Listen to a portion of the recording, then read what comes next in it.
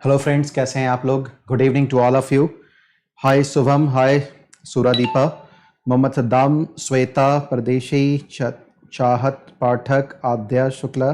Thank you Aadya, thank you very much. Surendra, Kanchan Joshi. Hi to everyone guys. सभी लोग कैसे हैं?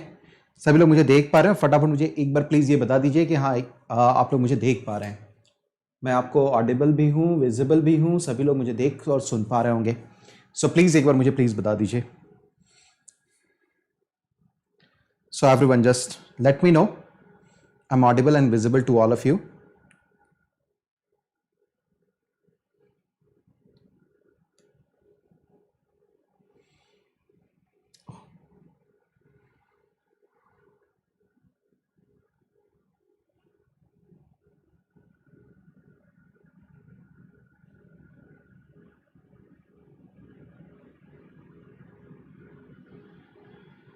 Good evening everyone. मुझे प्लीज़ बता दीजिए आप लोग मुझे देख पा रहे हैं, सुन पा रहे हैं? मैं ऑडिबल हूं आप लोगों के साथ सामने? गुड इवनिंग सभी लोग. आप मुझे देख पा रहे हैं, सुन पा रहे हैं? देखना और सुनना दोनों ज़रूरी है. प्लीज़ मुझे बताएं कि आप मुझे देख भी पा रहे हैं, सुन भी पा रहे हैं.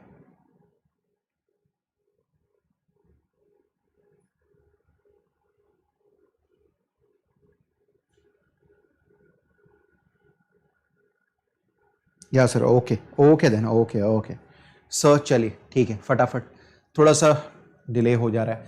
तो चलिए आप आज हम लोग 9th आज सीरीज में बात करें, मास्टर सीरीज जो अल्ट्रा क्रिटिकल टॉपिक्स है 2020 का.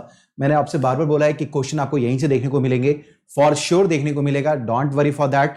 और अभी तक आप लोगों को देखते ही थे, आपको अंदाजा भी नहीं लगा होगा कि लगभग हम लोगों ने 40 टॉपिक लगभग खत्म कर लिए, 35 टॉपिक लगभग खत्म कर लिए हैं. ठीक है, सो मेरा टारगेट है ये कम से कम मैं 50 टॉपिक आप लोगों को करवा दूं.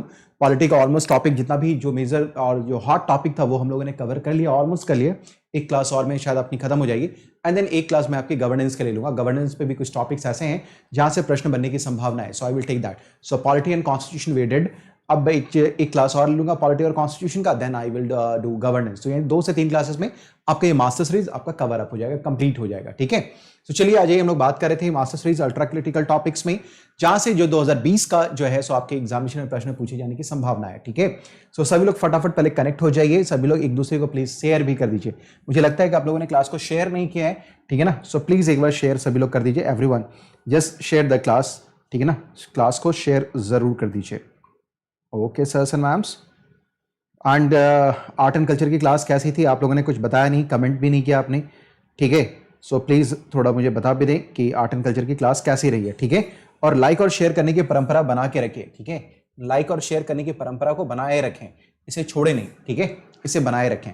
तो चलिए आज हम लोग बात कर रहे थे master series ultra critical topics. ठीक है ना, by your Pawan sir, by your loving and Pawan sir. ठीक है, चलिए आ जाए, नेक्स्ट आ जाते हैं, हम लोग बात करना शुरू करते हैं. So before moving ahead, it's a brief introduction about me. More than 10 years of teaching experience, Indian polity, governance, international relations, history, art and culture, and current affairs. Examination planner and a strategist from mock interview panelist and mentor more than 50,000 plus students को हम लोगों ने guide किया है. ठीक है, अभी देखिए वर्ल्ड हिस्ट्री की क्लासेस आपको अवेलेबल हैं प्लस के ऊपर में. आप इस कोर्स को जो है सो क्या कर सकते हैं, इसको सब्सक्राइब कर सकते हैं. इसके लिए आपको क्या करना होगा, पवन 10 का कोड को आपको यूज करना होगा. You will have to use this code, Pawan 10 का कोड आप अप्लाई करें. एंड वर्ल्ड हिस्ट्री के कोर्स को भी आप एंजॉय को जो है सो आप इसको पढ़ सकते हैं, सब्सक्राइब कर सकते हैं. दूसरा क्या है कि जब अगर आपने अनअकैडमी का सब्सक्रिप्शन ले लिया, ठीक है, तो आप अनअकैडमी के प्लेटफॉर्म पर अवेलेबल कोई भी अगर आपके पास कोई भी टीचर हैं जो आपके फेवरेट हैं, कोई भी सब्जेक्ट अगर आप पढ़ना चाहते हैं तो आप उन सारी चीजों को आप यहां पर पढ़ सकते हैं. You can avail them. ठीक है, चलिए आ जाइए. अब आपको मैं बता दूं कि जो अभी एक कंप्लीट बैच शुरू हो रहा है, that is called 24th of September को. कंप्लीट बैच 24th सितंबर, जो कि आपका क्या है, बैच है, बैच कोर्स है ये, दैट इज बैच कोर्स है. इसमें आप तमाम चीजें यानी कि पूरा कंप्लीट जीएस पढ़ लेंगे. पूरा कंप्लीट कोर्स आपके पास होगा, कंप्लीट कोर्स होगा आपके पास, कंप्लीट कोर्स. ठीक है, आप इस बैच को ज्वाइन कर सकते हैं. You can join this code 24th of September से. ठीक है, अब इसमें होता है क्या कि अगर एक बार अनअकैडमी के प्लेटफॉर्म पर अगर आप आते हैं इस कंप्लीट कोर्स के लिए ना, तो आपको सारी क्लासेस लाइव मिलती हैं. You will feel live. ठीक है ना, बहुत ही आपको अच्छा लगेगा. You will have very wonderful experience on this.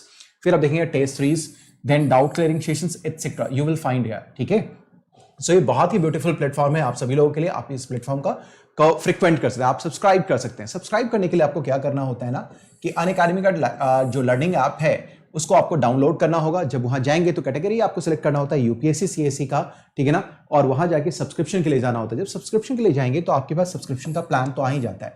साथ ही साथ वहां आपको अगर डिस्काउंट चाहिए होता है, डिस्काउंट अगर चाहिए तो पवन10 का कोड आप अप्लाई करेंगे, पवन10 का कोड आप अप्लाई करें, ठीक है ना, ठीक है, पवन10 का कोड आप अप्लाई करें एंड उस पर 10% का डिस्काउंट भी आपको मिल जाएगा। साथ ही साथ आपके पास कुछ क्रेडिट पॉइंट्स होंगे। जितना आपने अनअकैडमी के प्लेटफॉर्म पे आपने हमारे वीडियोस को देखा होगा उतने ज्यादा आप क्रेडिट पॉइंट्स को आप अवेल कर सकते हैं, ठीक है।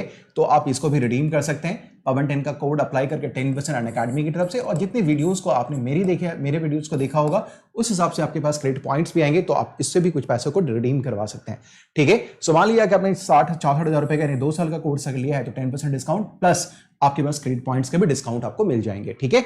चलिए आज हम लोग पहले बात करना शुरू करें स्पेशल कैटेगरी स्टेटस स्टेट। ये भी बहुत इंपॉर्टेंट टॉपिक है, बहुत इंपॉर्टेंट टॉपिक है, क्योंकि आपको मालूम है कि जम्मू एंड कश्मीर को भी स्पेशल कैटेगरी स्टेटस मिला हुआ था, कैटेगरी स्टेटस का स्टेट मिला हुआ था, ठीक है। तो आइए इसके बारे में हम लोग थोड़ा बात कर लेते हैं। देखिए, पहले मैं आपको आगे बढ़ने से पहले ये केवल बताना चाहूंगा कि हमारे संविधान में कहीं भी इस बात की विशेषता नहीं की गई है, कोई स्पेशल क्लियर कट प्रोविजन नहीं है कि हमारे यहाँ क्या होना चाहिए, स्पेशल कैटेगरी कुछ स्टेट होगा, ठीक है ना। इसका कोई भी संविधान में कहीं भी कोई जिक्र नहीं किया गया है कि स्पेशल कैटेगरी स्टेटस होगा। मेरी बात समझ पा रहे हैं? स्पेशल कैटेगरी स्टेट्स के बारे में कुछ प्रोविजन किए गए, लेकिन स्पेशल कैटेगरी स्टेटस स्टेट होगा इसके बारे में जिक्र नहीं किया गया। तो अब रही बात, तो फिर ये जो आप देखते हैं कि जो SCS है यानी कि स्पेशल कैटेगरी जो स्टेटस स्टेट्स हैं, इसका मतलब क्या है, इसके मायने क्या है, ये कैसे मिला है। सो यहां देख पा रहे हैं there is no provision of special category status state, यानी कि SCS के बारे में जिक्र नहीं किया गया है। दरअसल क्या है कि एक आपके पास एक जो है सो क्या कहते हैं कंसेप्ट ऑफ जो स्पेशल कैटेगरी स्टेटस स्टेट था ना, ये 1969 में एक फॉर्मूला लाया गया था 1969 में, that is called Gadgil formula. इस गाडगिल फॉर्मूले के अंतर्गत ये बताया गया था कि जो भी पिछड़े हुए राज्य हैं, ठीक है ना, या जो विकास की प्रक्रिया में बहुत आगे नहीं आ पाए हैं, जो पिछड़े हुए हैं, ठीक है, जो विकास की प्रक्रिया में आगे नहीं आए, तो उनके लिए कुछ विशेष प्रावधान किया जाना चाहिए। तो ये गाडगिल फॉर्मूला था, ये गाडगिल फॉर्मूला। इसी गाडगिल फॉर्मूले के आधार पर 1969 में इस बात के ऊपर विचार किया गया कि स्पेशल कैटेगरी स्टेट्स होने चाहिए, ठीक है ना, जो क्या है कि कमजोर हैं, जो विकास की प्रक्रिया में क्या है वो पीछे रह गए, तो उन्हें केंद्र की सहायता की जरूरत पड़ेगी ताकि वो अपना विकास कर पाए और जो अन्य जो विकसित राज्य हैं, जो डेवलप्ड स्टेट है, उनकी वो बराबरी कर पाए। सो it is on the basis of on the recommendations of Gadgil जो फॉर्मूला है 1969 में, special category states was considered, ठीक है ना, was acknowledged. So this was acknowledged in 1969 by special category status state, ठीक है। ये बात सभी लोग समझ पा रहे हैं, ये दिया गया था, ठीक है। सो इसका मतलब क्या है कि हमारे संविधान में इसके बारे में कोई विशेष प्रावधान अलग से नहीं किया गया है कि हमारे पास स्पेशल कैटेगरी स्टेटस स्टेट कुछ होना चाहिए। रादर ये किसकी सिफारिश पे, गाडगिल फॉर्मूले की सिफारिश पे 1969 में स्पेशल कैटेगरी स्टेटस स्टेट्स देने की बात की गई, ठीक है ना, दैट वाज गिवन, ठीक है। And it was approved which determine the central assistance to the state. इसका मतलब क्या है कि राज्य की सहायता की जरूरत पड़ेगी तो इन्हें क्या मिलना चाहिए, इनको सेंट्रल असिस्टेंस दिया जाना चाहिए, that should be given to them, ठीक है। नेक्स्ट आ जाइए, हम लोग बात कर लेते हैं। इस प्रावधान के अंतर्गत देखेंगे हम कि जो गाडगिल फॉर्मूला है इसके अंतर्गत है क्या कि जो सेंट्रल गवर्नमेंट है ना, वो क्या करेगा, इनको वित्तीय सहायता प्रोवाइड करेगा। सेंटर क्या करेगा, वित्तीय सहायता प्रोवाइड करेगा to the states that are at the comparatively disadvantage against the others. जैसा मैं आपसे बता रहा था कि कुछ राज्य ऐसे हैं कि जो दूसरे राज्यों की तुलना में क्या है, वो पीछे हैं, अविकसित हैं, उनका विकास पूरी तरीके से नहीं हो पाया। तो उन्हें विकसित करने के लिए, उनका विकास करने के लिए, उनका टोटल डेवलपमेंट करने के लिए, समग्र विकास करने के लिए उन्हें कुछ सहायता की जरूरत होती है, कुछ फाइनेंशियल असिस्टेंस की जरूरत होती है, जो क्या करता है स्टेट उन स्टेट्स को प्रोवाइड करेगा। यानी कि स्पेशल कैटेगरी स्टेट्स जितने भी होंगे उनको कुछ वो क्या करेगा, फाइनेंशियल असिस्टेंस प्रोवाइड करेगा। अब देखते हैं कि जो है SCS स्टेटस के लिए, यानी कि स्पेशल कैटेगरी स्टेटस स्टेट के लिए आपके पास प्राप्त करने के लिए कुछ ना कुछ देयर आर सर्टेन गाइडलाइंस, कुछ निश्चित निर्देश दिए गए, कुछ नियमावली हैं, कुछ निर्देश हैं, कुछ there are certain guidelines for getting SCS status, ठीक है। एक्चुअली क्या है कि इसमें आपको देखना होगा कि अगर किसी राज्य के बारे में यह विचार किया जा रहा है कि उसे स्पेशल कैटेगरी स्टेटस का स्टेट का दर्जा दिया जाना चाहिए, तो उसके लिए जरूरी है कि उनके पास क्या होना चाहिए, उनके पास होना क्या चाहिए, उनके पास ये होना चाहिए कि वो पहला तो होना चाहिए कि इकोनॉमिकली बैकवर्ड होना चाहिए, यानी कि आर्थिक रूप से वो पिछड़ा हुआ राज्य होना चाहिए। तो पहले जो शर्त है वो ये है कि एक कंडीशन है कि वो आर्थिक रूप से क्या होना चाहिए, पिछड़ा होना चाहिए, इकोनॉमिकली बैकवर्ड होना चाहिए। दूसरा कंडीशन ये भी है कि दूसरा वैसा भी राज्य हो सकता है जो आपने देखा होगा कि आमतौर पे हिली स्टेट्स होते हैं, हिली एरियाज होते हैं, और जो वहां पर टफ टेरेन्स होते हैं, यानी इसका मतलब ये हो गया कि लाइफ वहां पर क्या होती है, बहुत इजी नहीं होती है। जैसे अगर हम लोग बात करें अरुणाचल प्रदेश, ठीक है, तो आप देखेंगे कि पॉपुलेशन में बहुत स्पार्श है, हिली ट्रैक्ट्स हैं, लाइफ बहुत वहां पर टफ होती है, ठीक है। तो ऐसे स्टेट्स को भी क्या किया जाता है, उनको भी कंसीडर किया जाता है, हिली स्टेट्स विद चैलेंजिंग ट्रेन्स, ठीक है। दूसरा क्या है कि ऐसा राज्य, जैसे हम अरुणाचल प्रदेश के बारे में फिर से बताएं, जिनके पास आबादी बहुत कम होती है, लो पॉपुलेशन डेंसिटी होता है, बहुत कम आबादी होती है, ठीक है ना। साथ ही साथ वहां पर जो ट्राइबल पॉपुलेशन का प्रीपॉन्डरेंस होगा, यानी कि उनकी संख्या बहुत ज्यादा होती है। जैसे कि खास करके आप देखेंगे नॉर्थ ईस्टर्न स्टेट्स में, इसका मतलब क्या है कि वहां in comparison to the northern states, जो नॉर्थ ईस्ट के स्टेट हैं, वहां आबादी कंसिडरेबली लो है। साथ ही साथ अगर हम लोग बात करें तो वहां पर जो है प्रीपॉन्डरेंस ऑफ, आप देखेंगे ट्राइबल पॉपुलेशन आपको दिखाई देता है।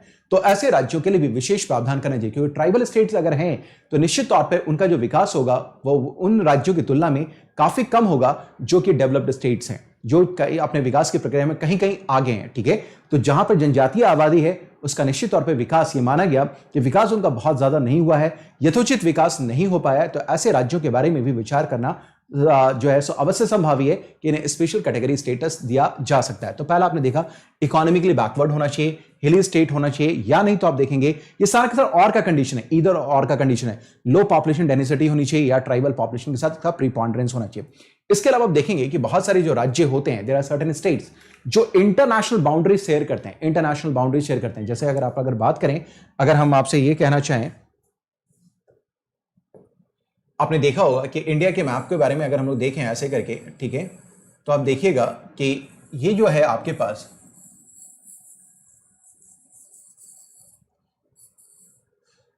आप ये देखेंगे, सॉरी ये थोड़ा सा ये इधर हो गया, एनीवेज मैं आप बस समझाने के लिए मैं बताऊं कि ये जितने भी स्टेट्स हैं, ये सारे के सारे यहाँ इसके ये सारे के जो लगे हुए हैं, तो यहाँ पे जितने भी स्टेट्स हैं, these are called border, international border states. इधर जितने भी लगे सब इंटरनेशनल बॉर्डर स्टेट्स हैं। तो ये जो इंटरनेशनल बॉर्डर स्टेट्स है ना, जिनका जो लोकेशन होता है वो क्या है, स्ट्रैटेजिक है, स्ट्रैटेजिक लोकेशन होता है, स्ट्रैटेजिक, इनके स्ट्रैटेजिक लोकेशंस होते हैं, लोकेशन, ठीक है ना, यानी कि इसकी रणनीतिक अवस्थिति होती है, स्ट्रैटेजिक लोकेशन इसके पास होता है, ठीक है।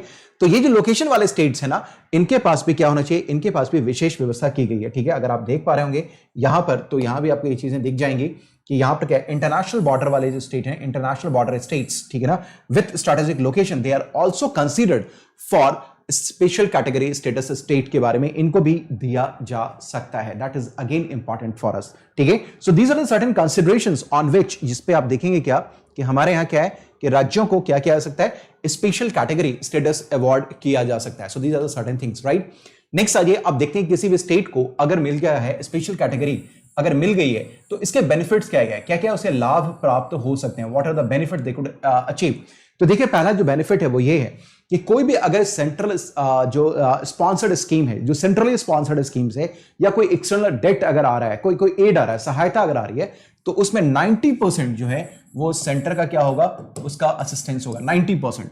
इस स्पेशल कैटेगरी स्टेट्स में, सामान्य राज्यों में ये कितना होता है, ये सामान्य राज्यों में, सामान्य ये जो जनरल स्टेट्स होते हैं, जनरल स्टेट्स में ये होता है कितना, ये होता है 70%, ठीक है ना, 70% होता है। जबकि जो आपके स्पेशल कैटेगरी स्टेट्स होते हैं यहां पर ये कितना होगा, ये 90% सेंटर का योगदान होता है, ठीक है। और जो 10% होता है ना, वो एक लोन के रूप में दिया जाता है एट 0% रेट ऑफ इंटरेस्ट, जो कि आपके 0% इंटरेस्ट रेट पर में जो है 10% उसको रकम दी जाती है। इसका मतलब है कि 100 रुपया अगर वहां पर में उस फंड में, उस स्कीम में अगर खर्च किया जा रहा है, तो 90 रुपया केंद्र सरकार प्रोवाइड कर रही है और 10 रुपया जो है वो आपको कर के रूप में, वो भी इंटरेस्ट फ्री, उन राज्यों को दिया जा रहा है। जबकि अगर मैं बात करूं कि जनरल स्टेट्स में ये 70:30 का होता है, 70:30 का होता है, ठीक है। ये बात समझ पा रहे हैं। और यहां पर देखेंगे तो 90:10 का प्रोविजन है, 90:10 का प्रोविजन क्या आता है, ठीक है।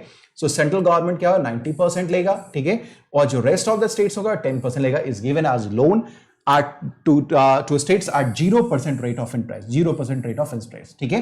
So 90% आपके पास क्या है, सेंट्रल गवर्नमेंट बियर करेगी, 10% स्टेट को दिया जाएगा, that would be as a loan, 10% would be as a loan, ठीक है ना, at what 0% rate of interest, ठीक है। दूसरा इसके बाद क्या है कि इसके पास कभी भी कोई अगर सेंट्रल फंड अगर आपको लेने की आवश्यकता है, ऐसे राज्यों को लगता है कि केंद्रीय सहायता लेने की जरूरत है, किसी केंद्रीय वित्तयन की जरूरत है, तो यहां पर उन्हें प्रेफरेंशियल ट्रीटमेंट दिया जाएगा। इसका मतलब क्या है कि अगर कोई ये बैकवर्ड इलाके हैं, कोई बैकवर्ड स्टेट्स है और दूसरा स्टेट जो कि एक नॉर्मल स्टेट है या कोई डेवलप्ड स्टेट है, दोनों ने अगर मान लिया कि ग्रांट अगर मांगा है या फंड मांगा है, सेंट्रल फंड मांगा है, तो प्रेफर किसको किया जाएगा? जो बैकवर्ड स्टेट्स हैं, जो हिली स्टेट्स हैं, जो आपके जो strategically located border, international border states हैं, तो इन्हें पहले प्रेफर किया जाएगा। इसका मतलब क्या है कि जो स्पेशल कैटेगरी स्टेटस हैं, इनको अगर कभी किसी प्रकार के ट्रीट फंड की जरूरत है, सेंट्रल फंड की जरूरत है, तो इनके साथ प्रेफरेंशियल ट्रीटमेंट किया जाएगा, प्रेफरेंशियल ट्रीटमेंट किया जाएगा। ठीक है, इतनी बातें सभी लोग समझ पा रहे हैं ये?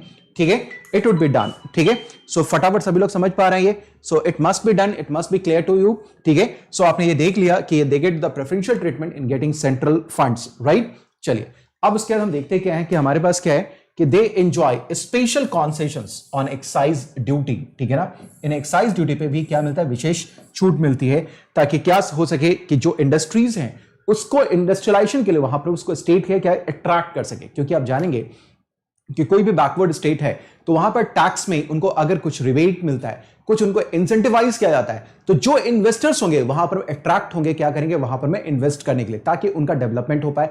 इसलिए आप देखेंगे जितने भी बैकवर्ड स्टेट्स हैं वहां पर कई प्रकार की रियायतें यानी कि छूट, डिस्काउंट, कंसेशंस इन टैक्सेशन आपको देने को मिलता है, साथ ही साथ उनको एड भी ज्यादा दिया जाता है। ठीक है, so these are the certain things जो आपको ध्यान में रखना होगा सर्स एंड मैम्स। ठीक है, चलिए आ जाइए नेक्स्ट हम लोग देखते हैं क्या ये सेंटर का जो ग्रॉस बजटरी एलोकेशन है। अब देखेंगे बजट जब कभी भी बनता है सेंटर का, केंद्र सरकार का, तो उसमें 30% जो प्रावधान है ये किसके लिए किया जाता है? जो स्पेशल कैटेगरी स्टेट्स हैं उनके लिए 30% का प्रावधान किया जाता है। ये देने की बात भी की गई है, that is important against us. ठीक है, मेरी बात सभी लोग समझ पा रहे हैं? आई होप कि सभी लोग इसको समझ पा रहे होंगे। ठीक है, is it clear? Hello everyone, ठीक है, चलिए। सो बजटरी एलोकेशन आपके पास हो गया ये 30% का। ठीक है, सेंट्रल में। ठीक है, और अगर कभी कोई अगर सेंट्रल स्पॉन्सर्ड स्कीम है तो 90:10 का होगा, और जनरल स्टेट के लिए 70:30 का होगा। ठीक है, और बैकवर्ड स्टेट्स के लिए प्रोविजन ही किया जाता है सेंट्रली, जो बजटरी एलोकेशन होते हैं उसमें 30% का प्रोविजन किया जाता है। तो मेरे ख्याल से ये सारी चीजें क्लियर होंगी आप लोगों के साथ। इसके अलावा देखेंगे कि जितने भी स्पेशल कैटेगरी स्टेटस स्टेट हैं तो वहां पर में इन्वेस्टमेंट को अट्रैक्ट करने के लिए यानी कि निवेश को प्राप्त करने के लिए आपके पास क्या होना चाहिए? इसमें कस्टम ड्यूटी, कॉर्पोरेट टैक्स, जो इनकम टैक्स है एंड अदर टैक्सेस से इनको क्या रखा है? फ्री रखा गया है, इनको फ्री रखा गया है। ठीक है, ताकि इसमें क्या है कि कोई भी व्यक्ति अगर यहां इन्वेस्टमेंट करना चाहे तो उसके पास टैक्सेशन का जो बर्डन है यानी जो टैक्स का बर्डन है वो कम से कम हो और वो अट्रैक्टेड हो यहां पर इन्वेस्टमेंट करने के लिए। इसके अलावा हम देखेंगे क्या कि अगर किसी भी वित्तीय वर्ष में अगर किसी स्पेशल कैटेगरी स्टेट्स का जो फंड एलोकेट किया गया है अगर वो यूटिलाइज अगर नहीं होता है तो वो जो होगा fund that won't be lapse, वो लैप्स नहीं होगा, वो नॉन लैप्सेबल होगा, रादर वो कैरी फॉरवर्ड कर लिया जाएगा। ठीक है, सो आपने देखा जो स्पेशल कैटेगरी स्टेट्स है have the facility that if they have unspent money in a financial year तो ये डज नॉट लैप्स होगा, ये लैप्स नहीं होगा बल्कि ये कैरी फॉरवर्ड हो जाएगा for the next year, it will not lapse. So these are the certain provisions जो कि स्पेशल कैटेगरी स्टेट्स के पास अवेलेबल है, जो उनके लिए दिया गया है ताकि उनका विकास समग्र रूप से इन टोटलिटी हो सके। ठीक है, चलिए, ठीक है, इतनी बातें सब लोग समझ पा रहे हैं? चलिए, सो पक्का समझ में आ गया। सो स्पेशल कैटेगरी स्टेट्स के बारे में ये हो गया, यानी कि आपने देखा क्या स्पेशल कैटेगरी स्टेट्स के बारे में कि इसके बारे में कॉन्स्टिट्यूशन में कोई प्रोविजन नहीं है बल्कि गार्डियल फार्मूला के ऊपर किया गया है। गार्डियल फार्मूला ने कुछ शर्तें बताई हैं कि कोई अगर स्टेट को स्पेशल कैटेगरी स्टेट्स देना है तो क्या होना चाहिए? उसका इकोनॉमिकली बैकवर्ड होना चाहिए, हिली होना चाहिए, इलाका होना चाहिए, या नहीं तो फिर हिली इलाके के बाद आपने देखा कि उसका पॉपुलेशन बहुत डेंसिटी कम होगा, ठीक है, एटसेट्रा। और चौथा जो कंडीशन बताया गया था वो ये बताया गया था कि इंटरनेशनल बॉर्डर जो है वो स्टेट होना चाहिए। तो ऐसी कोई कंडीशन अगर है तो यहां पर में स्पेशल कैटेगरी स्टेटस अवार्ड किया जा सकता है। इसके अलावा अगर हम बात करें कि बेनिफिट्स के बारे में तो बेनिफिट्स में क्या है कि जितने भी सेंट्रल स्पॉन्सर्ड स्कीम्स हैं उसमें 90% जो है वो आपको ग्रांट मिलता है, 10% आपको लोन मिलता है, वो भी इंटरेस्ट फ्री मिलता है। जबकि सामान्य राज्यों में ये 70:30 का होता है, 70 ग्रांट होता है, 30% आपका क्या होता है? वो लोन होता है। ठीक है, इसके अलावा आपने देखा है कि कभी आपको सेंट्रल फंड की जरूरत पड़ेगी तो दूसरे राज्यों की तुलना में आपको वो वरीयता दी जाएगी, आपको प्रेफर पहले किया जाएगा। इतनी बातें सभी लोग समझ पा रही है? इसके अलावा भी बहुत सारे प्रोविजन है जिसका हम लोगों ने अभी विवेचन किया है। ठीक है, ये तमाम चीजें। उसके बाद आप देखेंगे क्या कि यहां पर टैक्सेशन का बर्डन कम रखा गया है ताकि जो इन्वेस्टर है वहां इन्वेस्ट कर सके या इंडस्ट्रियलाइजेशन हो सके, etcetera. So there is a lots of incentives and जो है सो आप देखेंगे एग्जेम्पशंस हैं, एग्जेम्पशंस एंड इंसेंटिव दोनों यहां पे आपको देखने को मिलेगा, ताकि जो इन्वेस्टर्स हैं वो इंडिया इसमें क्या करें, वो आकर के अट्रैक्ट होकर वो क्या करें, अपना जो है सो इन्वेस्टमेंट करें। उसके बाद आप देखेंगे क्या कि जब कभी बजटरी एलोकेशन बनाया जाता है, सेंटर का बजट बनाया जाता है, तो 30% फोकस करके बनाया जाता है किसके लिए, जो स्पेशल कैटेगरी स्टेटस स्टेट्स होते हैं उनके लिए, ठीक है। ये एक बात होगी। और जो नेक्स्ट बात ये भी है कि कभी अगर आपके पास कोई भी फंड अगर दिया गया तो नॉन लैप्सेबल फंड होगा। इसका मतलब क्या है, जिस वित्तीय वर्ष के खर्च करने के लिए आपको पैसे दिए गए, अगर वो खर्च नहीं हो पाया तो इसका मतलब नहीं है कि वो फंड आपका लैप्स हो गया, बल्कि वो अगले फाइनेंशियल ईयर के लिए कंटिन्यू कर जाएगा, ठीक है। इतनी बातें सभी लोग समझ पा रहे हैं। So this was the thing. और आपको बता दें कि सबसे पहले जो first special category status state was, वो किसको दिया गया था, वो जम्मू एंड कश्मीर को दिया गया था, असम को और नागालैंड को दिया गया था। ये किस में दिया गया था, JAN, दैट इज कॉल्ड जान। जान का मतलब हो गया Jammu and Kashmir, Assam and Nagaland, that was in year 1969, ठीक है। इतनी बातें सभी लोग समझ पा रहे हैं, जम्मू एंड कश्मीर, असम एंड नागालैंड, ठीक है सर मैम्स। इतनी बातें सभी लोगों को क्लियर होनी चाहिए। अब मुझे लगता है कि इसमें कोई प्रॉब्लम आपके साथ नहीं होना चाहिए। एक बार प्लीज मुझे बता दीजिए, मैं आप लोगों को देख लूं कि हाँ चीजें समझ में आप लोगों को आ रही हैं, तो फिर मैं आगे बात करना शुरू करूं, ठीक है। ठीक है, चलिए आ जाइए, it's great one.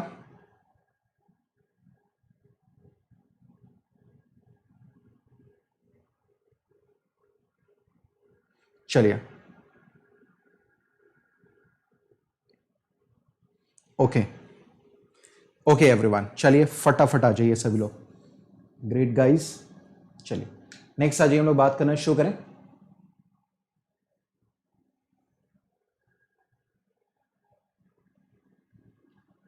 Okay, so it we did that. Now आ जाइए, हम लोग बात करते हैं कि अभी आर्टिकल 131 एंड आपका सेंटर स्टेट रिलेशन के बारे में हमें बात करना है, सेंटर स्टेट डिस्प्यूट के बारे में। दरअसल क्या है कि आप ये जानते होंगे, मैंने आप लोगों को पहले भी पढ़ा रखा है कि जब सुप्रीम कोर्ट हमने बताया था, तो सुप्रीम कोर्ट के कई क्षेत्राधिकार थे, जुरिस्डिक्शन थे।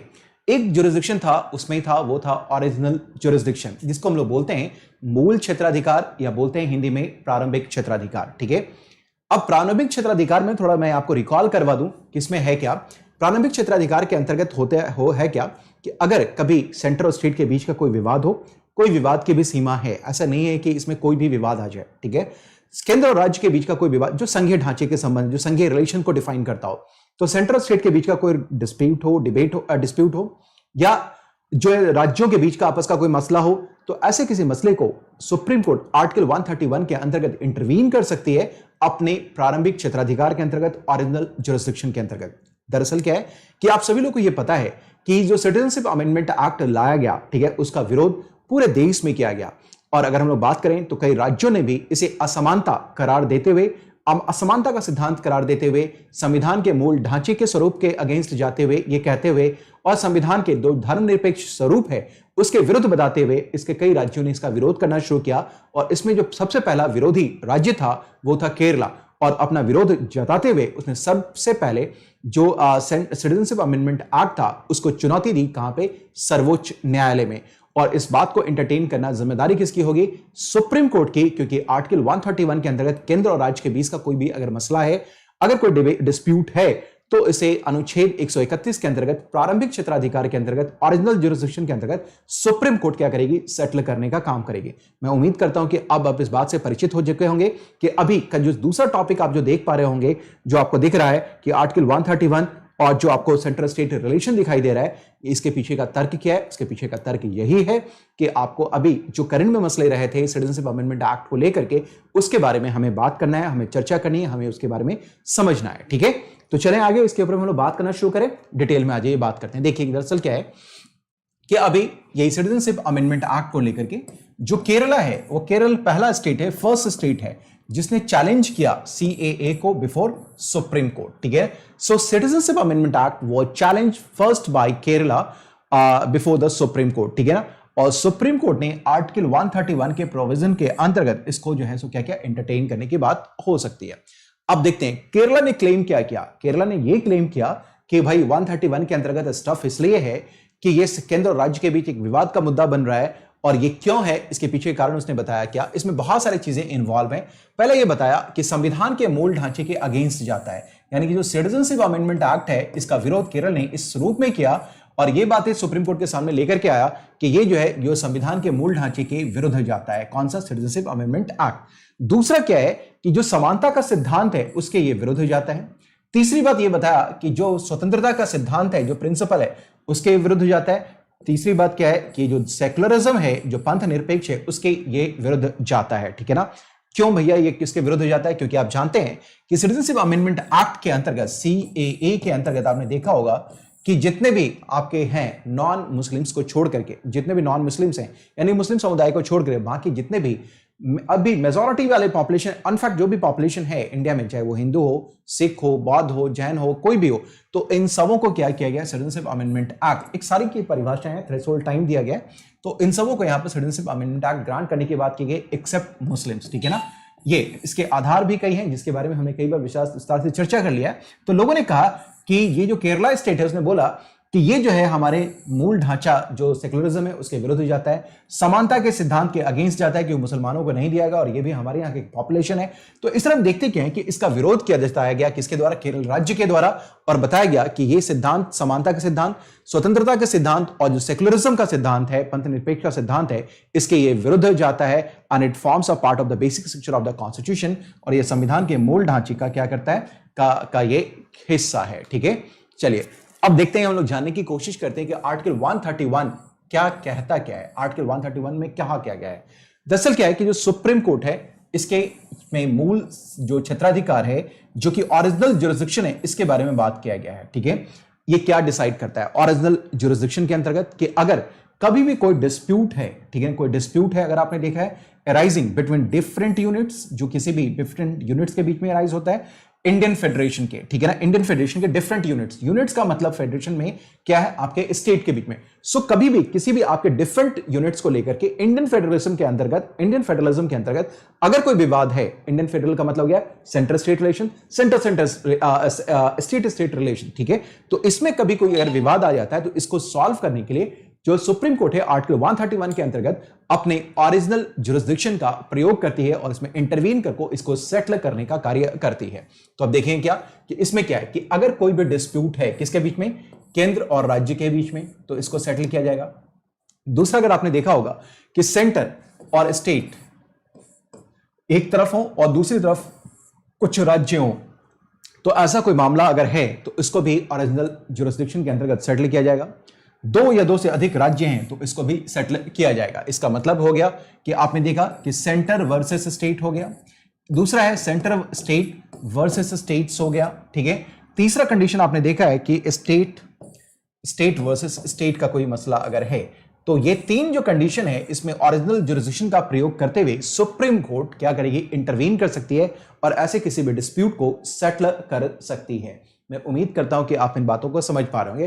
So that is all about article 131। ठीक है, आपने देखा। अभी देखिए होता क्या है कि 1978 का जजमेंट है 1978 का, ठीक है ना, इसमें एक बात क्लियर करिए कि आप किस तरीके के विवाद को जो है ओरिजिनल जुरिसडिक्शन के अंतर्गत स्वीकार करेंगे। अगर मान लेते हैं कि केंद्र और राज्य के बीच का कोई मसला अगर है, यानी भारतीय संघ के अंतर्गत जो विभिन्न इकाई हैं उनके बीच में अगर कोई विवाद का अगर मुद्दा है, तो वे कौन से मुद्दे होंगे, वे कौन से प्रश्न होंगे जिनके ऊपर विचार करना होगा। मेरी बात सभी लोग समझ पा रहे हैं? जो विचारणीय होगा, जो अनुच्छेद 131 के अंतर्गत विचारणीय होगा, जो सुप्रीम कोर्ट के ओरिजिनल जुरिसडिक्शन के अंतर्गत विचार करना होगा। तो इस बात को एक्सप्लेन किया गया 1978 के जजमेंट में सुप्रीम कोर्ट के द्वारा। इसमें बोला गया कि अगर कोई भी सू है जो आर्टिकल 131 के अंतर्गत लाया गया है, तो state need not show that it's legal right is violated. तो इसमें क्या होगा? स्टेट को यह नहीं बताएगा कि कोई भी लीगल राइट आपका वायलेट हो रहा है, इस मामले में वो एंटरटेन नहीं करेगा। केवल क्या करेगा कि अगर कोई लीगल क्वेश्चन इन्वॉल्व है विवाद का, ठीक है ना, कोई लीगलिटी अगर आ रही है किसी की चीज के बीच में, लीगल राइट के बारे में बात नहीं हो रही, it's not about the right, ये राइट के बारे में चर्चा नहीं करता, बल्कि कहता है कि कोई लीगल अगर कुछ क्वेश्चन अगर इसके अंदर इन्वॉल्व हो गया है जो प्रॉब्लम क्रिएट कर रहा है दोनों जो यूनिट्स हैं सेंट्रल और स्टेट के, तो वैसे किसी मामले को वो 131 के अंतर्गत सेटल करेगा। इसके अलावा इसमें एक बात यह भी कहा गया है कि ऐसा अगर कोई पॉलिटिकल मैटर अगर है तो सुप्रीम कोर्ट अनुच्छेद 131 के अंतर्गत उसमें इंटरवीन नहीं करेगी, वो उसके ओरिजिनल जुरिसडिक्शन के दायरे में नहीं आएगा। ये दूसरी बात थी, ठीक है, यानी कि कोई भी अगर पॉलिटिकल अगर मुद्दा है तो इसको भी नहीं किया जाएगा। ठीक है, सो आइए देखते हैं आर्टिकल 131 क्या कहता है। Can not be use to settle, cannot be use to settle political differences, यानी कि कभी कोई भी राजनीतिक अगर मतभेद है तो इसको सेटल करने का काम सुप्रीम कोर्ट नहीं करेगी। अब यह बात भी आपके दिमाग में क्लियर हो जानी चाहिए। Between state and central government headed by different parties. अगर आपने देखा होगा सामान्य तौर पे होता क्या है कि केंद्र में एक एक्स पार्टी की सरकार होती है, राज्य में वाई पार्टी की सरकार होती है, तो ऐसी स्थिति में केंद्र राज्य के बीच में तनाव की स्थिति उत्पन्न होती है। पॉलिटिकल डिफरेंसेस अगर आते हैं कि दो राजनीतिक दल अपनी अपनी सरकार बना के रखे हुए हैं केंद्र में और राज्य में, तो निश्चित तौर पे वहां पर में प्रॉब्लम आता रहता है। तो ऐसे किसी भी पॉलिटिकल डिफरेंसेस को सुप्रीम कोर्ट अपने ओरिजिनल ज्यूरिसडिक्शन के अंतर्गत जो है सो क्या करेगी, उसको एंटरटेन नहीं करेगी। ऐसा जजमेंट सुप्रीम कोर्ट ने खुद 1978 के अपने एक जजमेंट में दिया था, 1978 के जजमेंट में दिया था। मैं उम्मीद करता हूं कि आप ये भी बात समझ पा रहे होंगे। आगे हम लोग बात करें कि अगर कोई भी ऐसा सू है, ठीक है ना, by a private citizen against centre और state can not be entertained under this article, और इसके अंदर इसको क्या क्या इंटरटेन नहीं किया जाएगा। अगर कोई भी क्या है प्राइवेट सिटीजन है against the center or state cannot be entertained under this article. It cannot be entertained under this article, right? चलिए आ जाइए, अब देखते हैं कि further the provisions mentioned in this article are subject to other provisions of the constitution as well. If a remedy to any issue is present under any other article of the constitution, अगर हम देखते हैं कि अगर हमारे संविधान में centre और स्टेट के बीच के किसी विवाद को लेकर के ऑलरेडी कुछ स्पेसिफिक अगर आर्टिकल दिया गया है, और उसमें क्यों नहीं सेंट्रल स्टेट के बीच का विवाद अगर हो रहा है, तो उसको सुप्रीम कोर्ट ओरिजिनल ज्यूरिसडिक्शन के अंदर स्वीकार नहीं करेगी, बल्कि जो आर्टिकल उसके बारे में कहता है संविधान में, उसी के अंतर्गत उसका क्या क्या है उसका निदान किया जाएगा, उसका उपचार किया जाएगा। जैसे मैं अगर आपको बताऊं तो आपके पास एक आर्टिकल है, आर्टिकल 262।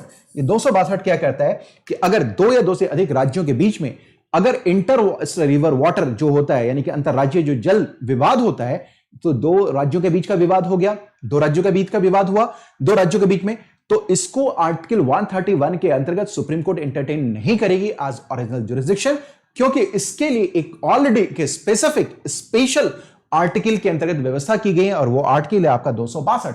इसका मतलब हो गया कि इस तरीके के जो मामले हैं इसका निदान उसी अनुच्छेद के अंतर्गत किया जाएगा जिसकी व्यवस्था आपके संविधान में कर दी गई, ना कि वो अनुच्छेद 131 के अंतर्गत ट्रीट किया जाएगा। मैं उम्मीद करता हूं कि आप बात समझ पा रहे होंगे। आप अक्सर देखते होंगे कि दो राज्यों के बीच में, खास करके आपने साउथ इंडिया के स्टेट्स में देखा होगा, कभी कावेरी जल विवाद देखा है, तो कभी आपने किसी राज्य के बीच के जल विवाद को आपने देखा होगा, तो दो राज्यों के बीच में हमेशा विवाद है। तो ये भी दो राज्य आ गए, इसमें भी प्रॉब्लम हो रहा है। तो जो हमने भी बताया कि जो आपके पास क्या है ओरिजिनल ज्यूरिसडिक्शन है, उसमें दो या दो से अधिक राज्यों के बीच में भी अगर कोई प्रॉब्लम अगर आ रहा है तो सुप्रीम कोर्ट आर्टिकल 131 के अंतर्गत इंटरवीन करेगी, लेकिन यहां नहीं करेगी, क्योंकि इसके लिए स्पेसिफिक व्यवस्था खुद संविधान में अंतर्गत किया गया है कि किस तरीके से दो राज्यों के बीच के जल के विवाद को सेटल किया जा सकता है, निपटाया जा सकता है। That is already mentioned in the constitution, that is called article 262। इस बात को भी कृपया करके आप अपने दिमाग में बिठा करके रखिएगा, ठीक है। अब आज ये इतनी बातें क्लियर हैं, स्पष्ट हैं, फटाफट मुझे बता दीजिए सभी लोग। So everyone just let me know everything is clear sirs and ma'ams, चीजें समझ में आ रही है?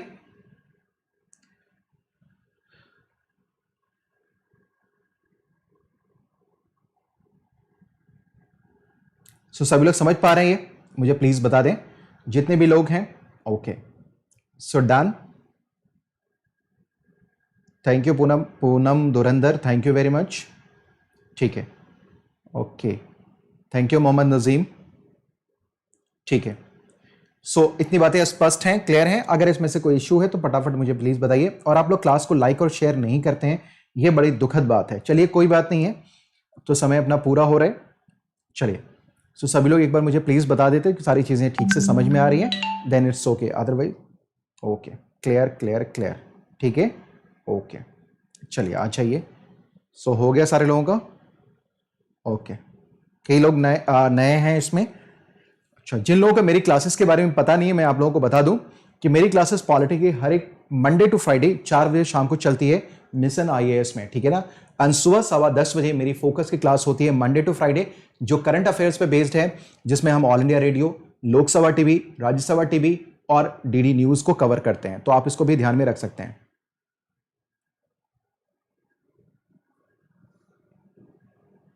चलिए आ जाइए। अब ये एक और हमारे पास छोटा सा टॉपिक है, वो है लीडर ऑफ अपोजिशन के बारे में बात करना, ठीक है। अब देखिए इसके बारे में थोड़ा सा हम लोग बात करते हैं। दरअसल क्या है विपक्ष का नेता, आप देखेंगे कि अभी भी हमारे यहां विपक्ष का कोई नेता नहीं है, माननीय नेता नहीं है हमारे यहां विपक्ष का नेता। तो अब रही बात, एक दिमाग में बात आती है कि विपक्ष के नेता की चर्चा हर जगह होती है, तो क्या इसकी व्यवस्था संविधान के अंतर्गत की गई है? क्या संविधान में कुछ विशेष प्रावधान किए गए हैं? कुछ प्रावधान है जिसके अंतर्गत ये बातें की गई हैं? क्या है ऐसा कोई प्रावधान? तो मैं आपसे कहना चाहूंगा कि विपक्ष के नेता को लेकर के, लीडर ऑफ अपोजिशन को लेकर के हमारे यहां कोई भी संवैधानिक प्रावधान नहीं किया गया है, बल्कि जो विपक्ष के नेता की स्थिति है, जो लीडर ऑफ अपोजिशन है, उसके पीछे स्टैट्यूटरी बेस है, दैट इज कॉल्ड सांविधिक। मैंने आप लोगों को क्लियर करके कई बार बताया होगा, स्टैट्यूटरी का मतलब क्या होता है, कॉन्स्टिट्यूशन का मतलब क्या होता है। कॉन्स्टिट्यूशन का मतलब हो गया कि जो संविधान के प्रावधानों के अनुरूप हो, के अंतर्गत हो, और स्टैट्यूटरी का मतलब क्या है कि विधायिका ने उसके कानून बना करके उसको स्थापित किया हो। तो स्टैट्यूटरी कहने का मतलब अगर हो गया, तो अगर हम ये बात कह रहे हैं कि अगर आपके पास स्टैट्यूटरी बैकग्राउंड है, तो लीडर ऑफ अपोजिशन जो है, जो आपके पास विपक्ष का नेता है, उसके पीछे सांविधिक अधिकार है। इसका मतलब यह है कि इसके पीछे पार्लियामेंट की जो है कानून जो बना करके जो अधिकार प्रदान किया गया, जो बेस प्रोवाइड किया गया, वो इसके साथ लागू होता है, लीडर ऑफ अपोजिशन के साथ, विपक्ष के नेता के साथ। मैं उम्मीद करता हूं कि आप इस बात को समझ पा रहे होंगे। तो आप देखेंगे कि कोई ना कोई कानून होगा, तो वो कौन सा कानून है जहां पर में विपक्ष के नेता के लिए सांविधिक आधार प्रदान किया गया है। तो आप ये देख पा रहे होंगे कि it is a statutory post. ये क्या है? सांविधिक पद है, ना कि ये कॉन्स्टिट्यूशनल पद है। और इसको परिभाषित किया गया है, salaries and allowances of the leaders of opposition in parliament act 1977। इसके अंतर्गत जो लीडर ऑफ अपोजिशन है, इस पद को परिभाषित किया गया है, salaries and allowances of leaders of opposition in parliament act 1977। ठीक है, अब देखिए होता क्या है कि लीडर ऑफ अपोजिशन होगा कौन होगा? विपक्ष का नेता। तो पहली स्थिति तो ये क्लियर हो गई कि ये कोई संवैधानिक पद नहीं है, बल्कि एक सांविधिक पद है, एक स्टैट्यूटरी ऑफिस है। अब सामान्य तौर पे जो एक परंपरा रही है, जहां हम लोग इस बात को देखते हैं कि जो लीडर ऑफ अपोजिशन होता है, जो विपक्ष का नेता होता है, वो रूलिंग पार्टी के बाद, जो सत्ता दल होता है रूलिंग पार्टी, उसके बाद दूसरे सबसे बड़े दल का नेता होता है। In general what I want to say, leader of opposition is the leader of the second largest party after the ruling party. But there is a desirable condition that is not mandatory. I quote the term, that is not mandatory. It is desirable. कि second largest party अगर है, तो आपके पास के साथ साथ आपके पास ये वांछनीय है, यह डिजायरेबल है कि आपके पास सदन के 1/10 सदस्यों का समर्थन होना चाहिए। But it is not compulsory. अब मैं कंपल्सरी क्यों नहीं है, इसके बारे में बात कर लें। अब दिल्ली विधानसभा को देखिए। दिल्ली विधानसभा में आपने देखा होगा कि जो भाजपा है, सेकेंड लार्जेस्ट पार्टी है, लेकिन उसके पास 1/10 स्ट्रेंथ उसके पास नहीं था। 7 उसके विधायक विधानसभा के अंतर्गत नहीं थे। लेकिन इसके बावजूद भी दिल्ली विधानसभा के स्पीकर महोदय ने, अध्यक्ष ने विपक्ष के नेता की मान्यता वहां प्रदान करी। भाजपा के नेता को वहां पर उन्होंने विपक्ष का नेता माना, जबकि उनके पास 1/10 का स्ट्रेंथ नहीं था। लेकिन दूसरी तरफ अगर हम लोग लोकसभा में बात करें, तो कांग्रेस सेकेंड लार्जेस्ट पार्टी है, लेकिन उसके पास 1/10 का स्ट्रेंथ नहीं है। ठीक है, इस आधार पे स्पीकर महोदय ने, यानी कि जो ओम बिरला जी हैं, उन्होंने क्या किया है, उन्होंने विपक्ष के नेता की मान्यता हमारे लोकसभा में प्रदान नहीं करी है। ठीक है, सो इसका मतलब क्या है कि एक जो 1/10 का जो कंडीशन डाला गया है, दैट इज नॉट कंपल्सरी, जो कि आप दिल्ली विधानसभा के उदाहरण से समझ सकते हैं। You could understand it with the example that I quoted you taken from the Delhi legislative assembly. ठीक है, तो इस बात को भी आपको ध्यान में रखना होगा। So that is not compulsory one. But anyways, so leader of the opposition के लिए क्या है कि एक होना चाहिए कि सेकंड लार्जेस्ट पार्टी होना चाहिए after the ruling party. Leader of the largest party that has not less than 1/3 of the total strength of the house, less than 1/10, not strength of the house. But this is not compulsory, this is not mandatory, this is only desirable, that is only desirable. ये केवल और केवल क्या है, वांछनीय है, इसके ये कंपल्सरी नहीं है, that is not compulsory, right guys? So leader of opposition के बारे में हम लोग बात करें। अब ये देखिए क्या है, इसमें क्या है कि जो आपके पास जो प्रोविजंस हैं of the salary and allowances of the leaders of opposition, parliamentary act 1977, तो इसमें जो मेजॉरिटी रिक्वायर किया जाता है, जो मेजॉरिटी कितनी होनी चाहिए उसके पास, इसको डिसाइड करने का काम कौन करेंगे? अगर लोकसभा में बात हो रही है तो ये करेंगे अध्यक्ष स्पीकर महोदय। अगर राज्यसभा में बात हो रही है तो ये करेंगे कौन, सभापति या करेंगे चेयरमैन, आज द केस में भी। ठीक है, तो आपको ये मेजोरिटी जो डिसाइड करना होगा सेकेंड लार्जेस्ट मेंबर का, वो कौन करेगा, तो ये डिपेंड करता है आपके ऊपर वो कहां से वो करेगा, तो आपके स्पीकर या चेयरमैन के द्वारा। इसका मतलब यह हो गया कि जो सभा के मतलब सदन के अध्यक्ष होंगे यानी कि स्पीकर, और अगर हम बात करें जो सभापति यानी कि चेयरमैन राज्यसभा में, तो यही वो डिसाइड करेंगे कि भाई आपके यहां लीडर ऑफ अपोजिशन होगा या नहीं होगा, जो कंडीशन फुलफिल होता है या नहीं होता है। So it is with the president of the house, that is called either speaker और चेयरमैन इन द राज्यसभा, ठीक है, रिस्पेक्टिवली। ठीक है, तो ये कंडीशन है जिसको आपको ध्यान में रखना होगा सर्स एंड मैम्स। मैं उम्मीद करता हूं इस बात को भी आप लोग क्लियर समझ रहे होंगे। अब देखिए इसका महत्व क्या है, what is the importance of this leader of opposition, इसके होने का मतलब क्या है। आप जानते हैं कि इंडिया इज अ डेमोक्रेसी, और डेमोक्रेसी तभी सक्सेसफुल होती है जब आपके पास विपक्ष होगा, एक स्ट्रांग विपक्ष होगा, अन्यथा जो सरकार होगी विपक्ष के अभाव में अथॉरिटेरियन हो सकती है, ये ऑटोक्रेट हो सकती है, एक तरीके का डिक्टेटरशिप बिहेव कर सकती है। तो हमारे यहां लोकतंत्र चले, चर्चा परिचर्चा हो, सरकार की गलत और सही नीतियों का मूल्यांकन हो, उसका विरोध हो, तभी लोकतंत्र मजबूती से चलेगा। ठीक है, तो एक तो बात है कि एक सशक्त लोकतंत्र के लिए, एक सशक्त लोकतंत्र के लिए एक सशक्त विपक्षी दल का होना जरूरी है, और विपक्ष का नेता होना भी जरूरी है। एक तो ये कंडीशन है। दूसरी बात आप देखेंगे क्या कि बहुत सारे ऐसे इंपॉर्टेंट ऑफिसर्स हैं, बहुत सारे ऐसे इंपॉर्टेंट ऑफिसर्स हैं जहां पर आप देखेंगे क्या कि उसमें अपॉइंटमेंट को लेकर के वहां पर में जो सिलेक्शन पैनल होता है उसमें लीडर ऑफ अपोजिशन को स्थान प्रदान किया गया है। इसका मतलब क्या है कि जहां भी सिलेक्शन पैनल में कुछ मिनिस्टर्स होते हैं including prime ministers and other ministers, वहां हम देखेंगे कि आप देखते हैं क्या है कि वहां लीडर ऑफ अपोजिशन को भी स्पेस दिया गया है। बहुत सारे ऐसे पद हैं जो संवेदनशील पद हैं, जैसे सीबीआई के डायरेक्टर का पद, जैसे सीवीसी का पद यानी कि चीफ विजिलेंस कमिश्नर का पद, जैसे आपने देखा कि लोकायुक्त का पद, एटसेट्रा। तो अगर आप देखेंगे कि ऐसे ये वो पद हैं जो भारतीय लोकतंत्र को बनाए रखने में, मजबूती प्रदान करने में, उसे मजबूत आधार देने में, सक्षम बनाए रखने में क्या करते हैं, अपनी अहम भूमिका निभाते हैं। तो ऐसे नियुक्तियों के लिए, ऐसे संवैधानिक और सांविधिक नियुक्तियों के लिए विपक्ष के नेता का होना भी जरूरी है। ठीक है, तो एक तो ये दूसरी बात हो गई। ठीक है, आपने ये देखा होगा कि leader of opposition is refer to as shadow prime minister. एक तो ये है कि ये क्या होता है, शैडो प्राइम मिनिस्टर की तरीके से काम करेगा। दूसरा क्या है कि leader of opposition plays an important role in bringing cohesiveness, effectiveness to the opposition functioning in policy and legislative work. ठीक है ना, क्योंकि विरोध होगा तभी तो आप कोहेसिवनेस यहां पे लेकर के आएंगे। तो ये जो बात मैं कह रहा था कि लोकतंत्र के लिए इसका होना ज्यादा कहीं जरूरी है। अब देखिए जो लीडर ऑफ अपोजिशन है plays a crucial role in bringing the bipartisanship and neutrality of the appointment institutions like CBC, CBI, CIC, Lokpal etcetera. ठीक है, ये आपने ये बातें देख ली। अब आइए हम लोग बात करते हैं एक और इंपॉर्टेंट छोटा सा टॉपिक है, ये भी हम लोग कवर कर लेते हैं, वैसे इसके आप लोग एक्सपर्ट होंगे। ये है आपके पास एंग्लो इंडियन। एंग्लो इंडियन क्यों इंपॉर्टेंट है ये शायद आपको मालूम होगा कि हमारे यहां 104वां संविधान संशोधन किया गया, 104th कॉन्स्टिट्यूशन अमेंडमेंट किया गया, और इसके बाद आपने देखा होगा कि इस संविधान संशोधन के अंतर्गत शेड्यूल कास्ट और शेड्यूल ट्राइब का जो रिजर्वेशन है उसको अगले 10 साल के लिए बढ़ा दिया गया, 2020 से 2030 कर दिया गया। लेकिन इसी 104वें संविधान संशोधन के द्वारा जो एंग्लो इंडियन कम्युनिटी के लोगों को मनोनीत करने की व्यवस्था थी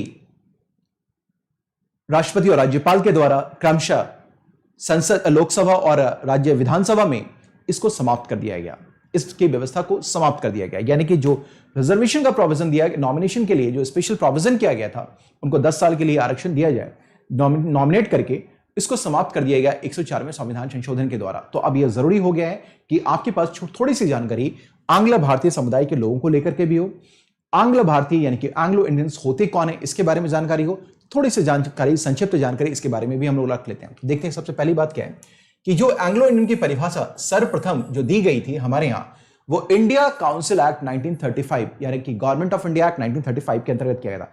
सो first and foremost we find the reference of Anglo Indian in India council act 1935। So this is the first thing, number one.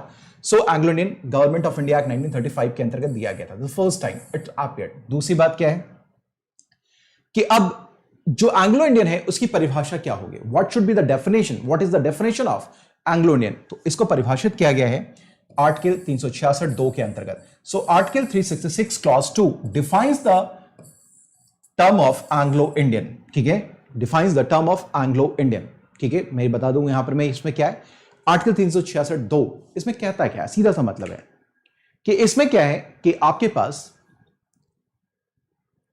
जो पेरेंटहुड होना चाहिए उसमें फादर के साइड से आपका जो लीनियज होना चाहिए वो यूरोपियन होना चाहिए, फादर के साइड से, not from the side of mother. अगर मैं हूं और अगर मैंने किसी यूरोपियन से विवाह कर लिया तो मेरे जो बच्चे होते वो एंग्लो इंडियन नहीं होते। So on the basis of blood, and that is a mixed blood, मिश्रित रक्त के आधार पे एंग्लो इंडियन को डिफाइन किया गया। इसमें एक कंडीशन रखा गया कि अगर उनका उसका प्रोजेनी एंग्लो इंडियन कहा जाएगा जिसमें पेरेंट के साइड से जो मेल लीनियज होगा, जो मेल लीनियज, ठीक है ना, वो कहां से होगा, यूरोप से होगा, ठीक है, फीमेल से नहीं, ठीक है, फीमेल से नहीं। तो बस आपको ये समझना है, इसमें ये याद रखना है कि मेल की साइड से जो कंडीशन है that is suppose to be the Anglo Indian, ठीक है। यही देखें, Anglo Indian is defined as a person whose father or any of whose other male progenitors in the male line is or was European descendant but who is a native of India, जो कि अब क्या है, native है India का। So what you have to consider is that कि male side से आपका जो डिसेंडेंट होना चाहिए that should be from the European side, not from your mother's side, ना कि आपकी मां की तरफ से होना चाहिए। I believe you must be aware of this fact, ठीक है। So it is clear to you now. अब देखते क्या है कि अगर हम लोग बात करें तो मैंने अभी आपसे बताया था कि एंग्लो इंडियन के लिए 2 सीटों को लोकसभा में फिक्स रखा गया था, रिजर्व रखा गया था, जहां राष्ट्रपति अनुच्छेद 331 के अंतर्गत उन्हें मनोनीत करते थे और राज्यपाल एक सदस्य को कहां करते थे, वो करते थे विधानसभा में, कहां से, अनुच्छेद 333 के अंतर्गत, ठीक है। तो इस बात को भी समझ लीजिए कि आर्टिकल 331 जो है ये 2 मेंबर इन लोकसभा की बात करता है, एंड ये बात करता है ये 1 मेंबर के बारे में, that is in legislative assembly. ये होता है गवर्नर के द्वारा और ये होता है आपके पास किसके द्वारा, ये होता है राष्ट्रपति के द्वारा। तो ये व्यवस्था अब बिल्कुल समाप्त हो गई, अब ये खत्म हो गया। उसके अलावा आपको ये पता होगा, जैसा मैंने आप लोगों को पहले भी बताया है मैंने आप लोगों को, दल बदल निषेध कानून, ये मुझे पढ़ाना है, मैं एक बार और इसको पढ़ा दूंगा, वैसे मैंने आप लोगों को पहले पढ़ा भी रखा है। एंग्लो इंडियन ये anti defection law, anti defection law में एक शर्त बताई गई है, एक शर्त था कि कोई भी नॉमिनेटेड अगर मेंबर है, कोई भी मनोनीत सदस्य, जैसे एंग्लो इंडियन मनोनीत होते थे, तो उनके मनोनयन के 6 महीना के भीतर कोई अगर सदस्य हुआ मनोनीत होकर के लोकसभा में या राज्यसभा में कहीं भी अगर आ गया, तो 6 महीने के भीतर अगर वो क्या करता है, किसी पॉलिटिकल पार्टी को ज्वाइन कर लेता है, किसी भी पॉलिटिकल पार्टी को ज्वाइन कर लेता है 6 महीने के भीतर, याद रखिएगा विद इन 6 मंथ्स, ठीक है, तो उसकी सदस्यता एंटी डिफेक्शन लॉ के अंतर्गत समाप्त नहीं होगी। लेकिन अगर 6 महीने के बाद अगर कोई भी मनोनीत सदस्य, जैसे उदाहरण के तौर पर अगेन एंग्लो इंडियन, अगर 6 महीने के बाद किसी पॉलिटिकल पार्टी को ज्वाइन करता है तो उसकी सदस्यता समाप्त हो जाएगी अनुसूची 10 के अंतर्गत, as per the provisions of schedule 10, that is called anti defection law. तो ये आपको ध्यान में रखना है। एंटी डिफेक्शन लॉ को मैंने डिटेल में पढ़ाया भी है, अभी फिर से एक बार एंटी डिफेक्शन लॉ में आपको करवा दूंगा, जो भी उसके इंपॉर्टेंट आयाम्स हैं वो भी डिस्कस कर लूंगा, और जो करंट में रहा है उसको भी हम लोग डील कर लेंगे, ठीक है। तो यहां देखेंगे कि जो 10th शेड्यूल है वो क्या कहता है कि कोई भी अगर एंग्लो इंडियन मेंबर है, अगर वो मेंबरशिप लेता है किसी भी पार्टी का विद इन 6 मंथ्स, जो आपको याद रखना है, तो उसका जो नॉमिनेशन है वो कैंसिल नहीं होगा, नॉट आफ्टर दैट, ठीक है। बट उसको नॉट आफ्टर दैट वो लेगा, किसी पॉलिटिकल पार्टी के मेंबरशिप को ले सकता है विद इन 6 मंथ, ठीक है। After the membership they are bound to follow the party whip and they have to work in the house according to the party's agenda. अगर उन्होंने किसी पॉलिटिकल पार्टी को ज्वाइन कर लिया होता, या भी राज्यसभा में 12 सदस्यों के नॉमिनेशन का प्रोविजन है, अगर वो ज्वाइन कर लेंगे तो उनके ऊपर पार्टी का विप लागू हो जाएगा, ठीक है, भले ही वो क्या होंगे, नॉमिनेटेड मेंबर्स क्यों ना हो। मैं उम्मीद कर रहा हूं कि आप लोग इसको समझ पा रहे हैं, बिल्कुल समझ पा रहे होंगे। अब आज ये हम लोग बात कर रहे थे, यही बात मैं बता रहा था कि 104th अमेंडमेंट जो है 2020, वो क्या है, रिमूव कर दिया है रिजर्व सीट्स, किसके लिए, एंग्लो इंडियन कम्युनिटी के लिए। कहां पर, तो लोकसभा में और आपके लेजिस्लेटिव असेंबली में, यानी कि विधानसभा में। मैं उम्मीद करता हूं कि आप लोग इस बात से परिचित होंगे। अब आप लोगों को समझ में आई, सारी चीजें समझ में आ रही हैं सर्स एंड मैम्स? फटाफट मुझे प्लीज एक बार बताएं, यहां तक चीजें क्लियर हैं? यहां तक चीजें क्लियर हैं? फटाफट मुझे प्लीज एक बार प्लीज बता दीजिए। सर सभी लोग मुझे प्लीज बताएं, is it okay sir and ma'ams? फटाफट everyone just let me no.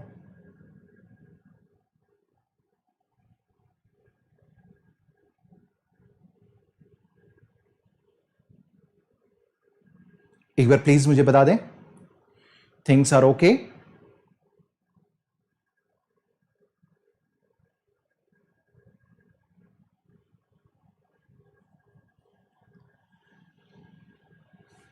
Madan Sharma, मैं तो हमेशा इन्फॉर्म कर देता हूं, जो भी सूत्र हैं मेरे पास उन सभी सूत्र पे मैं तो बता देता हूं।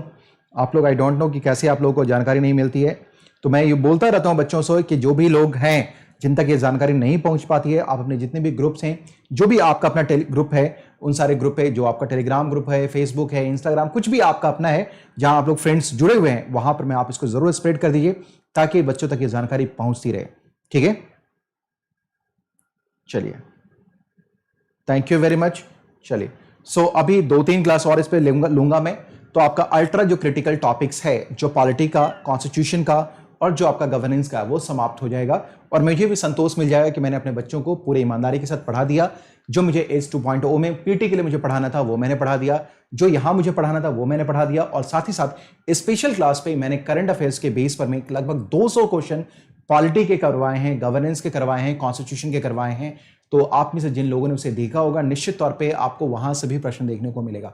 तो अब मेरी तरफ से मैंने पूरा वो आयाम पूरी तरह से खंगाल दिया है। मुझे नहीं लगता है कि यहां से कोई भी प्रश्न अब आपके लिए छूटना चाहिए, और यही प्रयास मेरा मेंस के लिए भी होगा, जो मेंस में करवा रहा हूं, किस पे आपका यहां करवा रहा हूं, प्लस के ऊपर में। ठीक है, सो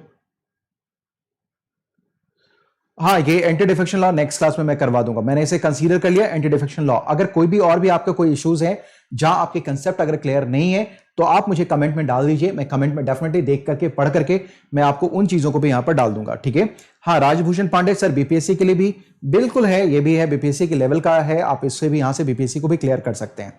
ठीक है, ओके।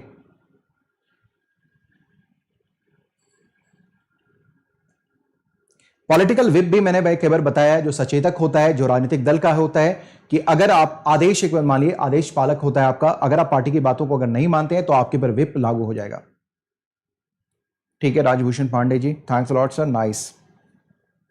ठीक है, चलिए, सो आज की क्लास को यही रखते हैं। अगली क्लास में कल सुबह 10:15 बजे हम लोग मिलेंगे, हम लोग फोकस के कार्यक्रम में, जहां मैं ऑल इंडिया रेडियो, जो है आपके पास डीडी न्यूज, लोकसभा टीवी और राज्यसभा टीवी के ऊपर बात करते हैं। ठीक है, चलिए, okay, good night, take care everyone with lots of love and blessings. But एक चीज और आप लोग याद करते हुए जाइए यहां पर, कि आप जान लीजिए कि 24 सितंबर से एक बैच आपका फ्रेश शुरू हो रहा है।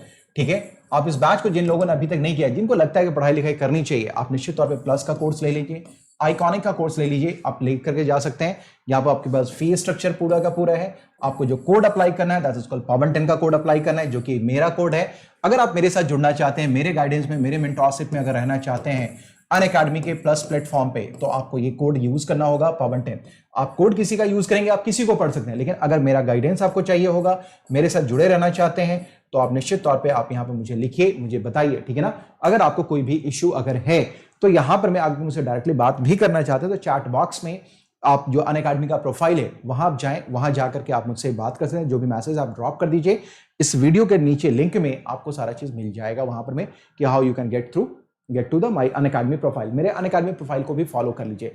कल सुबह आपकी क्लास होगी, किसकी? केयर की क्लास होगी, और पॉसिबली शाम को हम लोग जूनियर बीट करेंगे। जूनियर बीट में जो हम लोग डिस्कशन कर रहे हैं, वो कर रहे होते हैं पॉलिटी के कुछ टॉपिक्स के बुक्स को लेकर के। M Laxmikanth, Subhash Kashyap sir, DD Basu sir, PM Bakshi sir, Pandey sir, इतनी किताबों को हम लोग लेकर के वहां पे एमसीक्यू के थ्रू उन चीजों को कर रहे हैं, तो वो भी आपके लिए कंसोलिडेट होता चलेगा, तो उसको भी आप देखिए। और दूसरा आपका सुबह जो है वो करंट अफेयर्स का सितंबर महीने का 5th कोर्स चलेगा, 5th एमसीक्यू होगा। So please do join that. So thank you very much. Good night. Take care everyone with lots of love and blessings.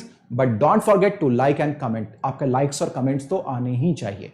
Please इस वीडियो के नीचे आप लोग थोड़ा सा, इतना भी नहीं कर सकते यार मेरे लिए, लाइक और कमेंट्स डाला कीजिए। आपके कमेंट्स को देख के मैं भी अंदर से गुदगुदी फील करूंगा, अच्छा लगेगा कि नहीं बच्चों ने इतना अच्छा लिखा है। So don't forget, every day लिखिए, सभी दिन लिखिए अच्छी बातें कुछ ना कुछ। तो अगर आप सही में मुझसे दिल से जुड़े हुए हैं, मेरी पढ़ाई अगर आपको अच्छी लग रही है, तो दिल में 24 घंटे में एक बार तो एक ख्याल तो आया ही होगा, उसी ख्याल को प्लीज वहां जरूर लिख लीजिए। Bye bye, take care everyone with lots of blessings, good night, take care. मिलते हैं कल सुबह 10:15 बजे 10:15 पे फोकस के क्लास में। और हाँ, केयर भी है कल सुबह 8:30 बजे, केयर।